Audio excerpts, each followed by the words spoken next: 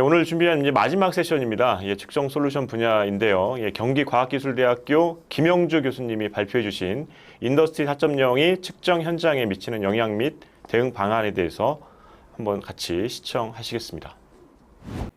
안녕하십니까. 발표하게 될 김형주입니다. 오늘 인더스트리 4.0이 측정 현장에 미치는 영향 및 대응 방안이라는 주제로 발표를 할 텐데요. 사실 인더스트리 4.0이라는 것은 우리가 이미 많이 들어봐왔기 때문에 설명을 좀 간단히 하고 뒤에 측정 기술 발전 방향에 대한 이해 그리고 어떻게 대응할 것인가 이 부분에 대해서 좀 집중적으로 말씀을 드리도록 하겠습니다. 우리가 산업혁명이 이제 4차 산업혁명까지 얘기가 되고 있는데요. 그 단계별로 측정 기술은 어떻게 발전했는지 간단히 비교를 해보겠습니다. 우리가 1, 2, 3차 그리고 4차 산업혁명 이렇게 나누고 있는데요. 1차 산업혁명에서는 기계화가 화두가 됐고요. 그 기계화를 추진하는 원동력이 이제 증기기관이었고, 우리가 1차 산업혁명 하면은 이제 제임스 와트의 그 엔진, 증기기관 요거 많이 생각하는데, 실제로 이 1차 산업혁명이라는 말이 붙여진 1784년 요때는 방직기가 이제 그 주체가 됐던 것이고요. 2차 산업혁명은 대량 생산, 그리고 전기, 내연기관, 이런 것들이 이제 화두인데, 이것도 우리가 2차 산업혁명 하면은 포드 자동차의 분업화, 대량 생산, 컨베이어 벨트 시스템, 이런 거 생각하는데, 사실은 1870년도에 그 신시내티에 있는 도축장에서 이런 그 시작이 됐다고 지금 알려져 있고요. 그 다음에 3차 산업혁명은 20세기 후반인데 이것은 디지털화, 그 다음에 컴퓨터, 인터넷 이런 것들인데 이게 1969년이라고 표기를 한 것이 이때 이제 최초의 PLC가 이제 개발이 되면서 요 3차 산업혁명을 이제 촉발했다고 이렇게 알고 있고요. 그 다음에 4차 산업혁명이라는 것은 어떤 특정한 계기가 있는 게 아니고 우리가 요즘 얘기하는 뭐 스마트 팩토리, 그 다음에 융합 이런 것들이 이제 화두가 되고 있고요. 그 다음에 사물 인터넷이라든지 사이버 피지컬 시스템, 그 다음에 AI 이런 것들이 이제 우리가 지금 접하게 되고 있는 내용들이죠. 그러면은 이런 그 기간별로 측정은 어떤 그 발전이 있었느냐? 1795년에 미터법이라는 게 처음 생겼고요. 1600년도에 우리가 쓰고 있는 버니어 캘리퍼스의 버니어라는 부척이 이제 개발이 됐습니다. 그리고 1848년에 우리가 쓰고 있는 현대식 마이크로메타가 개발이 됐는데요. 이것은 제임스 와트라는 사람이 만든 마이크로메타고, 이건 이제 팔머라는 사람이 만든 현대식 마이크로메타인데, 이것을 보면 놀라운 것이 200년이 지났는데도 지금 같은 형식의 마이크로메타를 쓰고 있다는 거 우리가 알 수 있죠. 그 다음에 2차 산업혁명입니다. 우리가 알고 있는 대부분의 그 측정기들이 이 2차 산업혁명 기간 동안에 발명이 됐고요. 그 다음에 독일, 영국, 미국, 일본 이런 데 표준 기관들이 다 이때 생겨났습니다. 그리고 한계 게이지, 뭐 아베이 원리, 게이지 블록, 측정기 이런 것들이 다 이때 생긴 건데요. 이게 그 처음 만들어진 유한선에서 만든 게이지 블록이고요. 이게 이제 측정기인데 참 놀라운 것은 이게 1923년에 포드 자동차에서 사용했다는 게이지 블록 세트인데 지금 뭐 100년이 지났는데도 똑같이 사용하고 있죠. 이런 것들 좀 주목해 볼 만한 점들입니다. 그리고 투영기, 오토콜리메타, 현미경, 표면 거칠기 측정기 이런 것들이 다 진원도 측정기. 이 2차 산업혁명 시대에 개발이 된 거죠. 요거는 이제 표면 거칠기, 진원도 측정기 이런 것들이고요. 그 다음에 3차 산업혁명. 이때는 이제 정밀도가 발전하면서 그 미터의 기준이 이제 바뀝니다. 크립톤 86의 파장을 가지고 계산했다가 현재는 그 빛의 속도를 가지고 미터를 정의하고 있고요. 우리나라에서 한국표준연구소가 1975년 이때 생겼으니까 선진국이라고 하는 데의 표준기관하고는 약 70년 정도 이렇게 차이가 나는 이제 그런 거고요. 이때 이제 3차원 측정기, 그 다음에 우리가 많이 쓰고 있는 트리거 프로브 이런 것들이 이제 개발이 되고, 이거는 그 대하라는 회사에서 만든 현재 헥사곤이죠. 최초의 3차원 측정기고요. 이건 레니쇼에서 만든 그 터치 트리거 프로브 이런 것들이 그 3차 산업혁명 시대에 나타났다는 현상들이고요. 제가 전에 얻은 책 중에서 해 아래 새 것은 하나도 없다 이런 말들이 있는데 실제로 보니까 몇백 년 전에 만들어 걸 지금 쓰고 있는 거죠. 그래서 우리가 온구지신이라는 말, 옛 것을 배우고 새 것을 익힌다라는 것이 지금 세월이 가고 또 기술이 발전해도 우리가 좀 기억을 해야 될 그런 단어인 것 같습니다. 그다음에 인더스트리 4.0 그리고 측정 환경은 어떻게 변하고 있는가 요것에 대해서 좀 살펴보겠습니다. 인더스트리 4.0이라는 것은 2011년에 독일 정부에서 제조업하고 정보통신기술의 융합 전략 되는 거죠. 특징은 이제 기술 융합의 시대다 이런 것이고요. 초연결, 초지능, 초융합 우리가 많이 들어보고 있는 그런 단어들입니다. 그래서 관련 기술, 그다음에 참고사항으로 이 지금 4차 산업혁명이라는 얘기가 나오는데 이것이 2016년 우리가 다보스 포럼이라고 알고 있는 세계 경제 포럼, 여기 WEF라는 행사인데 여기에서 처음 이것이 화두가 됐고요. 지금은 인더스트리 4.0, 4차 산업혁명, 뭐 스마트 매니팩처링, 뭐 스마트 팩토리 이런 것들이 다 지금 같은 뜻으로 이제 혼용해서 쓰이고 있고요. 측정 분야에서는 뭐 메트롤로지 4.0, 스마트 메트롤로지 이런 용어들이 이제 사용이 되고 있습니다. 이것이 제조의 관점에서 보면 1, 2, 3차 산업혁명에서는 어떤 특정한 그 계기가 있었죠. 전기기관, 내연기관, 컨베이어 벨트, 뭐 PLC, 로봇 이런 물리적인 실체가 존재를 했었는데 4차 산업혁명에서는 기존에 개발된 것들을 융합하는 것이지 어떤 뚜렷한 실체가 보이지 않는다 또는 느낄 수 없다. 그래서 사이버 물리 시스템이라는 용어를 사용을 하고요. 그다음에 우리가 제조업에서는 지금 스마트 팩토리라는 이런 용어로 지금 4차 산업혁명에 대응을 하고 있습니다. 그 추세는 뭐 자동화, 무인화, 그다음에 제조 데이터를 공유하고 경영 관리를 효율화한다. 그래서 결국은 IT 기술을 접목한 제조, 관리, 경영의 효율화 이런 쪽으로 우리가 요약을 할 수가 있겠죠.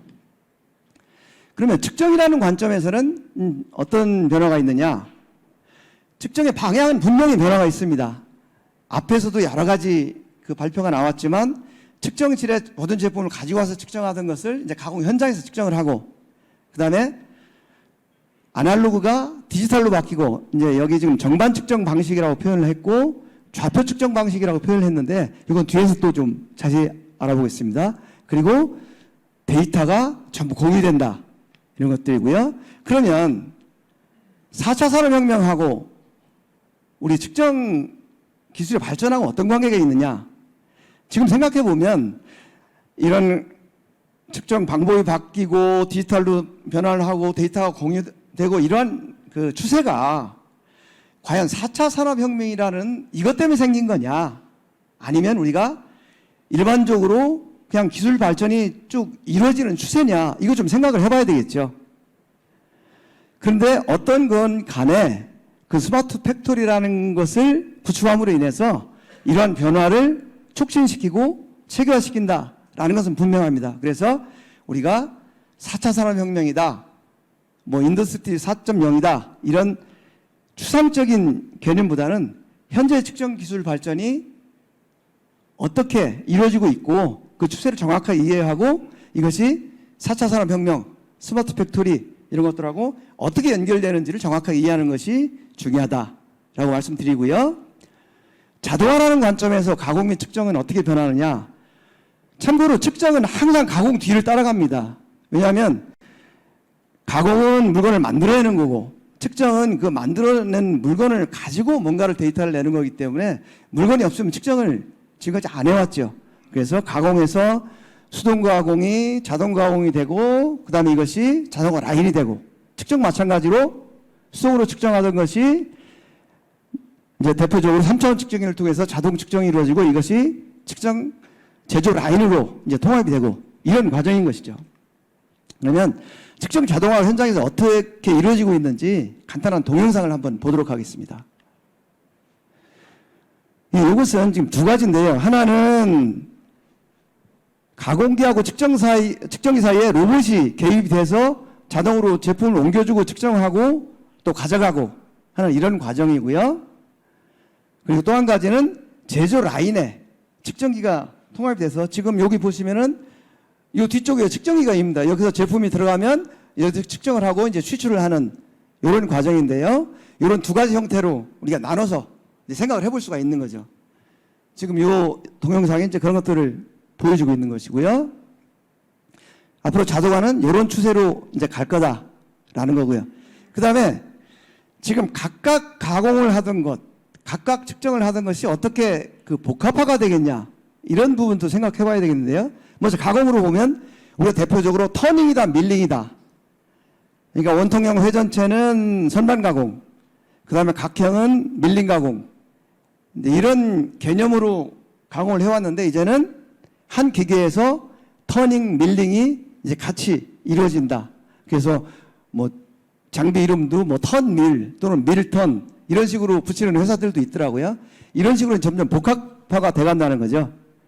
그럼 측정은 어떨 것이냐? 우리가 지금까지 진원도 측정기, 표면 거칠기 측정기, 기어 측정기 이렇게 사용을 했죠. 제품을 가지고 여러 번 그 측정하고자 하는 항목마다 옮겨 다녔던 거죠. 그런데 이것들끼리도 서로 뭐 중복되는 부분이 있지만 결국은 이 장비들의 한계라는 것이 XYZ 세 개의 좌표를 이용해서 측정할 수 없다라는 거죠. 그러다 보니까 점점 이제 이 모든 측정이 3차원 측정이라는 것으로 통합이 되고 있다라는 건데요. 이거는 이 뒤에 가서 좀 더 자세히 말씀을 드려보겠습니다. 뭐 예를 들면 이런 도면이 있다. 그럼 이것은 진원도 형상 측정기를 이용해서 측정을 해야 될 부분이고요. 이것은 표면 거칠기 측정기를 이용해서 측정해야 될 부분입니다. 그리고 이것은 위치도가 있으니까 3차원으로 가야 되겠죠. 그리고 이 기어 부분은 기어 측정기로 가야 되고 이제 이런 상황이다 보니까 이런 제품을 종전에는 진원도 측정기에 가서 진원도 측정하고 그 다음에 표면 거칠기 측정하고 끝나면 그 제품 빼가지고 다시 3차원 측정기로 가서 위치도 측정하고 MMC 적용하고 그 다음에 다시 그 물건 빼서 기어 측정기로 가고 이렇게 여러 단계를 거쳐서 측정을 했다라는 거죠.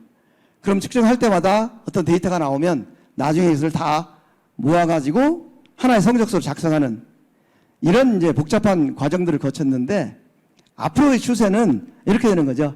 이 제품에 이런 여러 가지 항목들을 측정을 해야 되는데 이것을 3차원 측정기 한 군데서 다 측정을 끝낸다. 이제 이런 개념으로 복합화, 통합화가 되고 있다라는 추세를 말씀을 드리고요. 그러면은 지금 제가 이런 말씀을 드렸는데 측정 기술이 어떤 쪽으로 이제 발전이 되고 있느냐 하는 방향을 좀 이해를 해야 되겠는데요. 아까 뭐 레이저 트래커, 그다음에 로봇 팔 여러 가지가 있었는데 여기서는 이 좌표 측정 방식이라는 측정 방식에 대해서 특정 측정기가 아니고 측정 방식을 지금 말씀드리려고 하는 겁니다. 측정 방식이라는 것이 기존에 우리가 전통적인 측정 방식 이것은 좌표계다, 좌표축이다 이런 것이 없이 그냥 정반상에서 우리가 핸드 툴을 이용해서 측정하는 방식입니다. 그래서 이것이 정반 위에서 대부분의 측정이 이루어지기 때문에 정반 측정 방식이다라고 정의를 하고요. 이것은 대부분 수동 측정, 그 다음에 개인의 숙련도가 중요한 측정이 되겠죠. 여기서는 기계적인 정렬, 제품을 잘 세팅을 해야 되고 지그, 픽스처, 우리가 치공도라고 하는 거죠. 이런 것들을 잘 활용하는 이런 측정 방식이 되겠고요. 그 다음에 좌표 측정 방식이라는 것은 좌표 측정기라는 것이 공간 좌표를 측정하고 필요한 항목을 계산하는 이런 방식입니다. 그래서 하드웨어, 컨트롤러, 소프트웨어 이렇게 구성이 되어 있고 이 좌표 측정기는 대부분 CNC 프로그램에 의한 자동 측정으로 이루어지고 있다. 그리고 수학적 정렬, 정확하게 기계적으로 정렬을 하지 않아도 수학적으로 측정을 해서 그만큼 보정을 하면서 측정을 하는 거죠. 그래서 여기서는 뭐 측정 좌표계, 프루빙 시스템 이런 용어들이 많이 사용이 되고 있죠. 지금 여기 보시는 것이 대표적인 정반 측정 방식, 이런 뭐 높이 마이크로메터, 다이얼 게이지 이런 것들을 사용하는 것이 우리가 흔히 말하는 정반 측정 방식이다 이렇게 표현을 하는 것이고요. 그 다음에 이제 앞으로 추세가 되는 좌표 측정기라는 건 뭐냐? 이 좌표 측정기라는 것은 어떤 프로빙 시스템이라는 것이 공작물 표면의 공간 좌표를 결정할 수 있는 이런 시스템이다. 이것은 ISO에 결정이 되어 있는 그런 정의고요. 그 다음에 좌표 측정 시스템은 하드웨어에서는 좌표를 측정을 하고, 소프트웨어에서는 필요한 결과를 계산하고, 이렇게 구성이 되는데, 이 하드웨어하고 소프트웨어는 반드시 한 시스템, 한 회사에서 나온 동종이 아니고 개별적으로 하드웨어를 따로 만드는 회사, 소프트웨어를 따로 만드는 회사들도 있어서 이것들이 서로 그 조합해서 사용할 수 있고, 또 이 좌표 측정도 이제 온오프라인이 이제 조합이 되는 이런 추세다라고 말씀드리고요. 근데 지금까지 우리가 CMM 하면은 3차원 측정기다, 이런 인식이 있었는데, 앞으로는 이제 CMM이라는 것이 3차원 측정기라는 데서 인식이 좀 확장이 돼야 된다라는 것을 말씀드리고 싶은데요. 왜 그런지는 이 다음 그림에서 한번 보시겠습니다. 이것은 우리가 대표적으로 알고 있는 좌표 측정기의 구조고요. 지금 여기까지는 XYZ라는 것이 직교 좌표계로 정확하게 서로 직각으로 구성되어 있는 좌표계를 사용하는 것이고요. 지금 이 부분, 이거 다관절 암, 로봇, 병렬기구, 이런 것은 정확하게 서로 직각인 축이 아니고 공간상에서 구좌표계나 원통좌표계를 이용해서 좌표를 측정하는 이런 기구가 되겠고요. 자, 그러면 우리가 많이 사용하고 있는 대표적인 측정기입니다. 진원도 측정기, 표면 거칠기, 기어 측정기, 3차원 측정기, 이렇게 있는데, 이것들이 어떤 좌표 축을 구성하고 있는지 이걸 좀 살펴볼 텐데요. 이걸 살펴보는 이유는 지금 이것이 사실은 다 같은 종류의 측정을 하는 측정기라는 것을 말씀드리려고 하는 겁니다. 지금 이게 진원도 측정기입니다. X축을 측정하고요. 그 다음에 Z축. 근데 Y축은 존재하지 않고 회전축이 존재합니다. 그래서 이것은 RAH라는 그 원통좌표기를 이용해서 3차원 측정을 하고 있는 것이죠. 그래서 UVW라는 자유도를 또 구속을 하고 있는 것이고요. 이건 표면 거칠기 측정입니다. 이건 X축, Z축. 이건 기본적으로 2차원 측정기가 되는 거죠. 그런데 만약에 Y축을 테이블을 추가를 한다 그러면 얘는 3차원 측정기가 되는 거죠. 결국 XYZ 다 측정하는 거예요. 그리고 또 진원도 측정기에서도, 표면 거칠기 측정기에서도 비구면이라든지 이런 구면 렌즈를 측정할 때는 이 R축을 추가를 해서 측정을 합니다. 그러면 결국 RAH라는 이제 3차원을 측정을 하는 이런 측정기가 되는 것이죠. 이건 기어 측정기입니다. 기어 측정기인데 X, Z, 그다음 회전축. 그럼 이것은 결국 RAH라는 3차원 측정을 하는 3차원 측정기가 되는 거죠. 그래서 좌표 측정기. 근데 우리가 생각하고 있는 3차원 측정기. X, Y, Z. 3차원 측정합니다. 그러면 진원도, 표면 거칠기, 기어 측정기랑 사실은 똑같은 거예요. 3차원을 측정을 한다는 것을. 그리고 X, Y, Z인데 여기에 로타리 테이블이 통합이 돼서 R축이 생기면은 이거는 R축을 사용하면 진원도 측정기나 기어 측정기하고 똑같은 구조가 되고요. 그래서 결국은 모든 측정기가 다 3차원 측정기다. 그러면은 뭐가 다르냐? 결국은 센서의 문제가 되는 거죠. XYZ라는 세 축에다 접촉식 센서를 부착을 하느냐, 광학 센서를 부착을 하느냐, 레이저 스캐너를 부착하느냐, 또는 아까처럼 뭐 백색광 공초점 그 프로브를 추가하느냐, 이런 거에 따라서 달라지는 것이지 좌표 측정이라는 기본적으로 같은 구조를 가지고 있다라는 걸 보여드리는 거고요. 그 다음에 센서 중에서 이제 TV 문제가 되는 거죠. 여기 보시면 다른 거는 다 괜찮은데 표면 거칠기는 우리가 뾰족한 침으로 측정을 한다고 생각하는, 사실은 확대를 해보면 표면 거칠기 측정기, 진원도 측정기, 3차원 측정기, 이 주가는 팁들이 표면 거칠기는 어떤 촉심을 써라라는 것이 ISO에 규격이 정해져 있습니다. 진원도도 마찬가지로 정해져 있고, 3차원은 뭐 규격이 없이 우리가 일반적으로 쓰는 것이죠. 근데 여기 보시면 표면 거칠기 촉침은 아주 뾰족한 것 같지만 사실은 확대를 해보면 이것이 지금 이렇더라는 거죠. 촉침 끝이 반경이 2마이크로메타인 9라고 보시면 돼요. 결국은 3차원 측정기 프로브 촉침 조그만 거다. 아주 미세한 거다. 이렇게 보시면 되죠. 그래서 이 확대를 해보면 실제로 이런 팁이 이런 표면을 측정하는 것 뿐이지 좌표 측정, 그 다음에 원형 단면을 갖는 촉침이 접촉하는 것은 마찬가지다. 이런 개념이고요. 그래서 그런 차원에서 보면 지금 좌표축 측정 항목, 진원도 표면 거칠기 기어 3차원 측정기가 다 마찬가지죠. XYZ, RAH. 그 다음에 거칠기를 측정할 거냐 형상이냐 윤곽이냐 치수냐 다 마찬가지인데 단지 이 표면 거칠기를 측정하기 위해서는 센서 부분이 따로 추가가 돼야 된다는 거죠. 그리고 표면 거칠기 측정은 기본적으로 이제 Y축이 없으니까 Y축이 추가가 돼야 되고 다른 측정 항목들이 기본적으로 2차원. 그래서 진원도 하고 기어는 3차원이긴 한데 원통형이라는 그 제약이 있고요. 측정 대상물이 대신에 3차원 측정기에서는 3D 측정이고 어떤 특별한 제약이 없다. 이렇게 보면 통합이 돼야 된다라고 하면 결국은 3차원 측정기로 통합될 수밖에 없는 이런 상황이 되는 거죠. 지금부터 진원도 표면 거칠기 기어 측정기가 측정하는 동영상을 잠깐 보실 텐데요. 이것들이 어떻게 느껴지시는지 한번 직접 보시기 바랍니다. 이건 진원도 측정기에서 R축하고 Z축이 움직이면서 지금 측정을 하는 것이고요. 이것은 Z축 움직이면서 진직도 측정하는 겁니다. 그리고 이것은 R축이 움직이면서 회전 운동하는 거, 회전 운동하면서 이제 원통도 측정하는 거. 이때는 X축이 센서에서 움직이고요. 얘는 Z축이 움직이고 R축이 움직이고 하면서 평면도를 측정하는 거고요.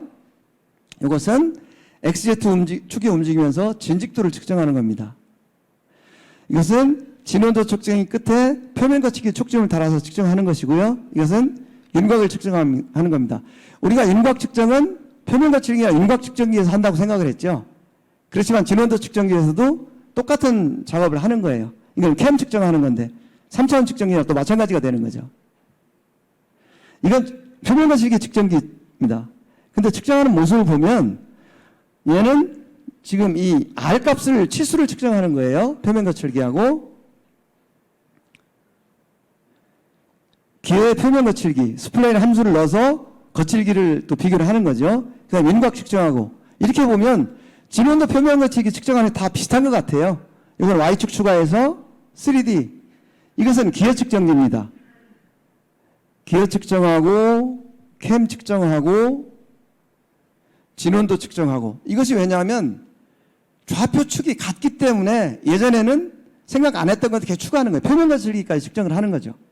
이렇게 보면 지금 우리가 본 것이 전혀 다른 세 개의 측정기로 측정을 한 거지만 우리가 느끼기에 그게 그거 같다라는 거죠. 왜냐? 같은 좌표축을 가지고 센서만 추가하면 이런 형태가 된다는 겁니다. 그러면 이것들을 다 통합했을 때 어떤 형태가 되겠는가?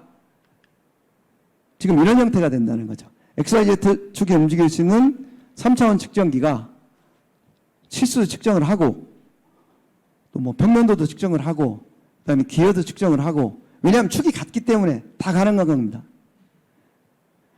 그다음에 우리가 필요한 치수, 뭐 내경, 원통도 이런 거 다 측정을 하겠죠. 그리고 여기에 이 프로브, 접촉 프로브 대신 표면 거칠기 센서를 부착을 하면 결국은 3차원 측정기에서 이제 표면 거칠기까지 측정을 하게 되는 거예요. 지금 이 부분이 표면 거칠기 센서거든요. 접촉해서 측정을 하는 거예요. 지금 여기 움직이는 거 보이죠? 촉침이 움직이는 겁니다. 이렇게 측정을 하고요. 이거는 그 백색광 센서입니다. 이걸로 연질 제품의 지금 형상을 측정을 하는 것이고요. 이것은 원형 제품인데 이 회전축이 회전하면서 이제 진원도라든지 치수를 측정을 하는 거죠. 이렇게 보면 이제 측정이라는 것이 어떤 방향으로 갈 것인가 볼 수가 있고요. 여기 보면 이건 진원도 측정기를 표현하는 규격인데 여기에 기본적으로 진원도니까 뭐 진원도 오차가 얼마다 이런 얘기가 나오지만 주목할 것은 진원도 측정기지만 길이 측정할 때 어떤 오차를 가지고 있다. 그 다음에 반지름을 측정할 때 오차가 얼마가 된다. 즉 진원도 형상 측정기에서 치수 측정하는 것까지 다 이제 규격을 제시를 하고 있다는 거죠. 마찬가지로 이거는 3차원 측정기입니다. 3차원 측정기인데 여기서 어떤 표현을 하냐 하면 내가 진원도를 측정할 때 이거는 그 PMM 인피니티라는 모델인데 진원도 측정을 이것으로 하면 0.4 마이크로메타까지 측정을 할 수 있다. 이런 내용들이 나오고요. 그 다음에 또 어떤 조건이 주어지냐면 여기에 최소 영역원으로 계산을 한다. 그래서 50UPR을 적용한다. 이런 필터, 어떤 필터를 적용하고 어떤 기준원을 썼을 때 이것이 가능하다. 즉 다시 말하면 기존에 우리가 진원도 측정한다 그러면 뭐 여러 점 측정해가지고 진원도 얼마 이렇게 했는데 그게 아니고 진원도 측정기하고 똑같이 ISO에 규정된 사항대로 그런 조건으로 측정을 한다라는 것을 제시를 해주는 거죠. 지금 이것은 진원도 측정기 측정차이고 이거는 3차원 측정기 측정차이에요. PCD미스. 어떤 내용이냐면 자 필터를 어떤 걸 사용하겠다. 진원도 측정기 표시해 주는데요. 3차원에서도 마찬가지로 필터를 어떤 것을 적용한다라는 건 똑같은 메뉴가 있습니다. 그 다음에 컷오프 UPR을 얼마를 쓰겠다. 3차원에서 마찬가지죠. 그 다음에 기준원을 어떤 걸 쓴다. 3차원에서도 진원도 측정기에 사용하는 소프트웨어하고 똑같은 조건을 맞춰서 측정을 하는 지금 이런 식으로 가고 있다. 근데 또 이렇게 얘기하니까 그럼 뭐 앞으로 다 필요 없겠네. 3차원 측정 하면 다 끝내겠네. 이렇게 또 생각을 할 수가 있잖아요. 근데 그런 건 아니죠. 절대적인 건 없잖아요. 그래서 그러면 어떤 기준으로 통합 측정이냐 아니면 전용 측정을 선택할 거냐라는 것은 이제 정밀도가 되겠죠. 아까 지금 0.4 마이크론 3차원 측정에서 측정을 한다고 그랬는데 그것이 지금 지구상에 나와 있는 가장 정밀한 그 PMM 인피니티라는 모델이에요. 그럼 그보다 더 정밀한 정밀도를 요구하는 진원도 어떻게 할 거냐? 그럼 전용 측정기로 측정을 해야 되겠죠. 예, 정밀도 부분 고려해야 되고요. 그 다음에 전용성. 우리는 그냥 기어만 계속 생산하는데 굳이 3차원 갈 필요 없잖아요. 또 기어 같은 경우는 축이 크면은 3차원에 설치하기도 불편하고 한 게 있기 때문에 어떤 전용성이라는 것도 이제 고려를 해야 되고요. 그 다음에 투자 비용. 3차원에다가 그런 센서를 투자를 할 때 지금 당장 비용이 얼마 들 거냐. 또 저렇게 정밀한 3차원 측정기 구입하려면 얼마가 드냐. 이런 것도 생각해 봐야 되는 거죠. 그래서 지금 현재 통합 측정이라는 것은 지금 시도 단계입니다. 그런데 앞으로의 방향이 자동화, 그다음에 무인화, 인라인화 이런 추세라는 것을 비춰볼 때 방향은 명확한 것 같습니다. 그리고 그 속도도 또 빨라질 걸로 예상이 된다라는 거죠. 추세를 요약해 보면 하드웨어라는 것은 이제 좌표 측정기 축구성에 따라서 측정 항목이 통합된다. 그래서 진원도 표면 거치기 위해서는 형상만 재고 3차원에서는 치수만 재고 이런 경계가 이제 확장된다는 거죠. 그 다음에 소프트웨어에서는 어떤 동일 항목 평가할 때 동일한 항목을 적용한다. 필터라든지 형체 계산 아까 본 거 있죠. 그래서 이런 ISO 규격을 준수함으로 인해서 어떤 호환성, 신뢰성 이런 것들을 확보하는 이런 추세로 가고 있다는 거고요. 그 다음에 데이터는 이제 뭐 측정실에서 작성해서 어디로 보내고 이런 게 아니고 제조 공정 간, 부서 간 또는 해외 공장이 있다면 글로벌 네트워크 이게 전체적인 추세다 이렇게 보는 거죠. 그래서 종합을 해보면 자동화, 무인화, 통합화 이런 식으로 가고 있다. 측정 기술도 이것은 가공 기술 발전하고 궤를 같이 한다고 생각할 수 있을 겁니다. 그럼 우리가 이렇게 발전을 하는데 어떻게 대응을 할 거냐? 어떻게 대응을 할 거냐라는 것은 사실은 측정기 회사가 대응을 해야 될 부분이 있고 뭐 연구기관이 대응을 해야 될 부분이 있고 한데 제가 여기서 어떻게 대응을 할 것은 우리 제조 현장에서 어떻게 대응을 할 건가라는 것을 지금 말씀을 드리는 겁니다. 제조기업에서는 뭘 대응하느냐? 하드웨어, 측정기를 뭐 잘 만든다. 측정기를 어떻게 하겠다. 이거는 그다음에 소프트웨어를 뭐 어떻게 하겠다. 이것은 제조자의 영역이라는 것은 그건 측정기 회사에서 할 것이고요. 우리가 해야 되는 건 뭐냐면 우리 라이브웨어라는 용어는 좀 생소하죠. 근데 하드웨어, 소프트웨어가 구분이 되는데 라이브웨어라는 말이 오래전부터 있었습니다. 근데 우리가 사용을 잘 안 했던 거죠. 이건 뭐냐면 그 측정 담당자, 측정 시스템을 운영할 사람, 이것을 라이브웨어라고 표현을 하는 거예요. 바로 이 부분이 우리가 지금 준비를 해야 될, 그 대응을 해야 될 부분이다 라는 거고요. 그럼 라이브웨어가 어떤 요건을 갖추어야 되느냐? 우리 전통적으로는 장비를 잘 다루고 또 반복해서 작업을 해야 되니까 작업의 숙련도가 필요하고 장비가 고장났을 때 어떤 응급처치도 해야 되고 그 다음에 그 개인의 신체 상황이 측정 결과에 영향을 미치니까 뭐 근변, 성실, 엄격한 자기관리 이런 것들을 요구를 했던 것이죠. 근데 이제 환경이 변하고 있다는 거예요. 장비 조작 잘하고 반복 작업 잘하고 이런 것들은 이제 단순화되고 CNC화되고 해서 이제 로봇으로 대체되고 있는 이제 상황이다. 그 다음에 프로그램하고 뭐 이런 것도 이제 CAD 모델이라든지 PMI 같은 걸 활용을 해서 설계자 또는 전문 인력에 의해서 오프라인 프로그램을 하든가 아니면 용역을 주든가 이런 식으로 발전이 돼가고요. 그 다음에 장비를 옛날에는 측정을 잘하는 사람은 장비도 잘 고칠 수 있어야 되죠. 근데 요즘은 다 전자 부품이 모듈화되고 또 진단하고 보정 프로그램을 다 해결하기 때문에 이건 제조회사의 전문 인력이 담당할 일이다.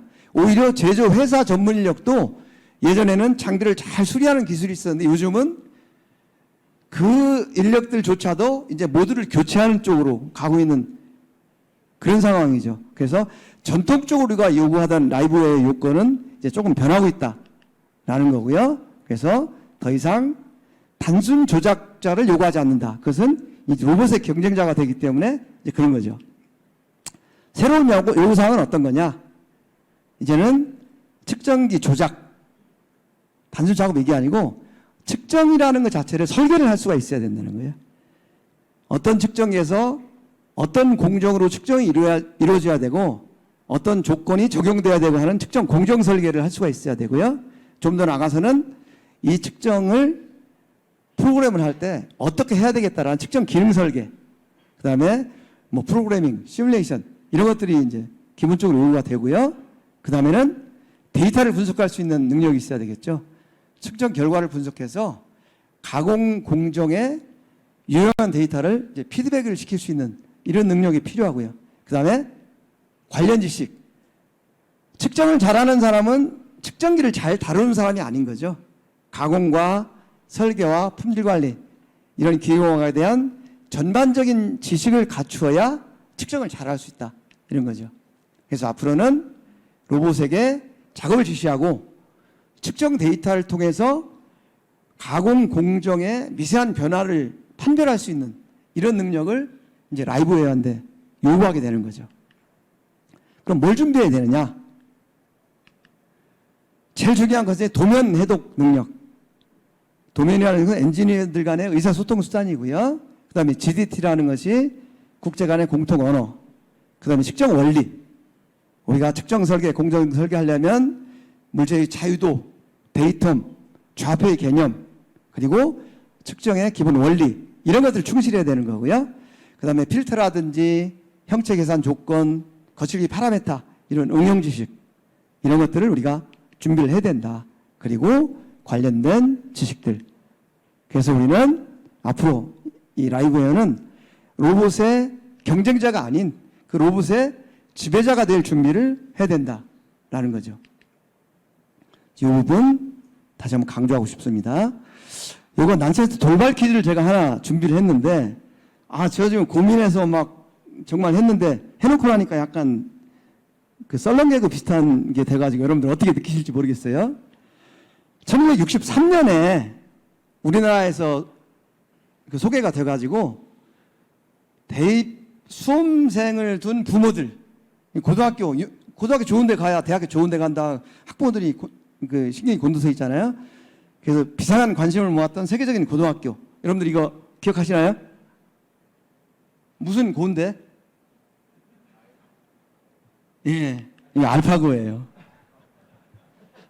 알파고가 이세돌을 이겼다고 하니까 그 어느 고등학교 어디 있는 거냐고 우리에 보내겠다고. 근데 농담이고요. 이 알파고가 핸디캡 없이 프로기사를 최초로 이긴 바둑 프로그램이고요. 2016년 3월에 이제 이세돌 구단하고 대국을 해서 4대1로 이긴 이런 프로그램인데 이제 딥러닝이라는 방식을 이용해서 바둑을 익혔다고 합니다. 근데 여기 백과사전에 찾아보니까 여러 가지 얘기가 나오는데 중요한 것은 프로기사들의 기본을 입력시켜서 그걸 바탕으로 딥러닝을 했다. 물론 그 후에 알파고 2.0은 이 기보드 입력을 안 했다고 하는데요. 지금 제가 여기서 말씀드리고 싶은 것은 알파고가 딥러닝을 위해서 근본적으로 필요했던 것은 바둑 기술이라는 거예요. 이 바둑 기술을 바탕으로 프로그램도 하고 또 딥러닝 뭐 이런 기법이 적용되고 했던 것처럼 측정 기술이 발전하려면 그 필요한 핵심은 역시 측정 원리다.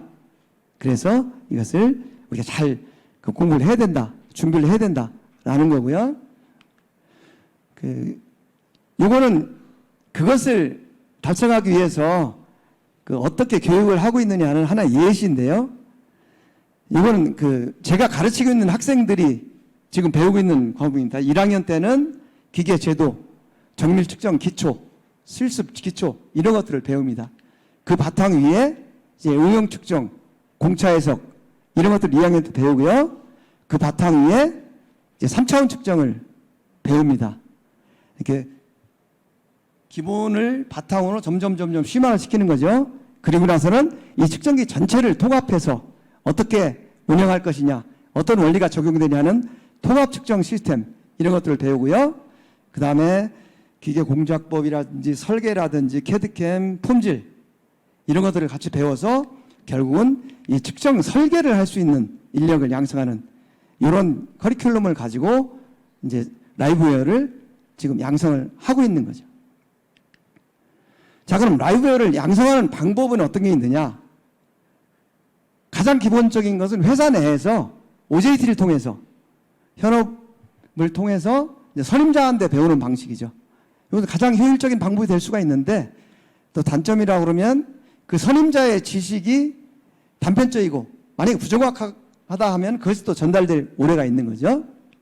또 한 가지는 측정기 제조회사, 우리 헥사곤과 같은 이런 회사에 의해서 교육을 받는 방법 이런 것은 단시간 내에 장비를 가동하는 데는 가장 적합한 방법이라고 생각합니다. 적합한 방법인데 또 어떤 경우에는 이제 작동법을 위주로 교육을 한정된 시간에 해야 되다 보니까 어떤 원리적인 교육이 좀 어려운 부분이 있다라는 거고요.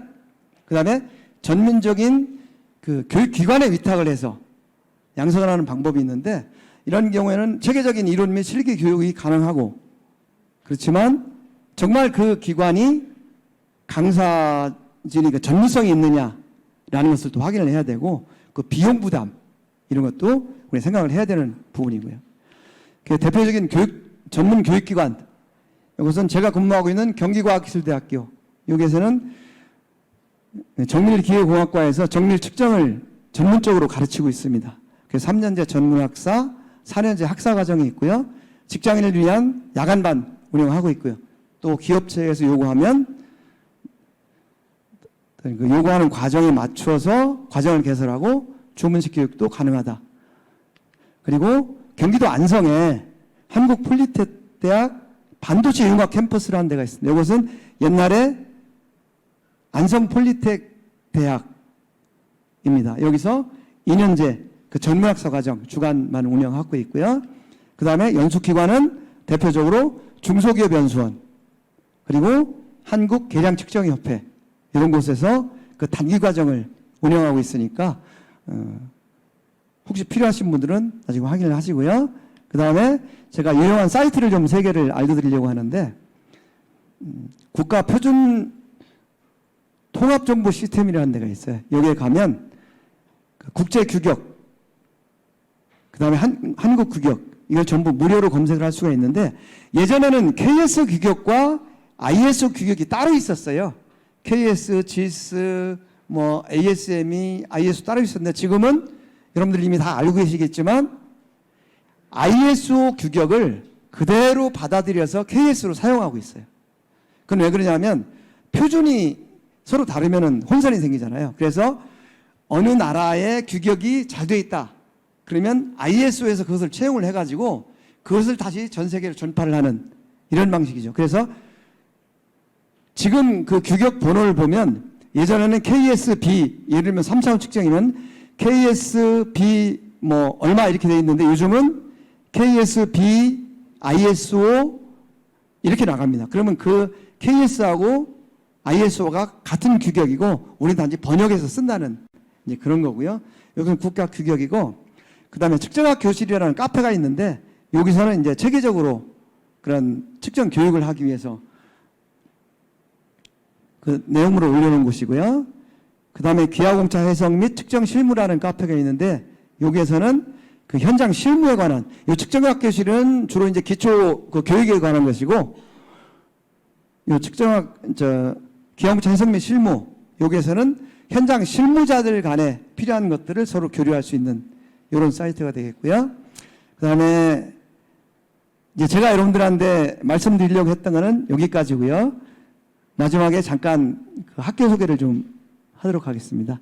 저희 학교는 경기과학기술대학교, 이건 산업자원부에서 설립한 학교고요. 1966년 4월에 대한민국 정부하고 유엔사나 유네스코가 공동사업으로 한국정밀기기센터라는 것을 설립을 했습니다. 그래서 이 정밀기기센터라는 이 기관 내에 전문 기술 교육을 위해서 2년제 그 과정을 설치를 했는데 그게 기계계측, 공업계기, 의료기기, 이과학기기 이 4개 과를 만들었는데 이것이 그때 당시에 다른 대학에서는 장비라든지 기술적인 문제 때문에 교육이 불가능해서 이제 이 정부하고 유네스코에서 이 기관을 만들었던 거죠. 여기에 그 기계계측과 이것이 지금 제가 몸담고 있는 기계공학과가 되는 것이고요. 1999년에 이제 경기공업대학으로 전환이 됐고 2012년에는 경기과학기술대학교라는 이름으로 변경이 됐고요. 그럼 이때 당시에 세워졌던 한국정밀기기센터의 연구기능 이것은 한국산업기술시험원 KTL이라는 기관으로 지금 분리가 되어 있는 상태입니다. 그 저희 정밀기계공학과는 기계계측과로 시작을 해서 56년간 정밀측정, 품질관리, 그다음에 제품 개발 젊은 인력을 양성을 했고요. 3년제 전문학사 과정, 그다음에 공학사 과정 이렇게 운영을 하고 있고요.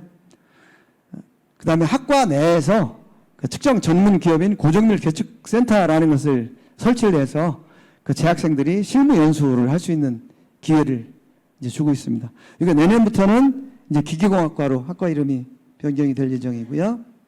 요거는 저희 과에서 운영하는 고정밀 계측센터. 여기에서는 우리가 그 시흥 안산에 있는 중소기업체의 측정 지원 하고 있고요. 그 다음에 그 운영을 하면서 또 재학생들의 그 실습, 현장 실습, 인턴 이런 것도 담당을 하고 있습니다. 지금 이게 그 내부의 그 장비들하고 측정하는 그 모습들이고요. 3차원 측정기가 이제 여러 대 이렇게 있고 또 진원도, 뭐 표면 거칠기 이런 것들을 전부 저희들이 갖추고 있습니다.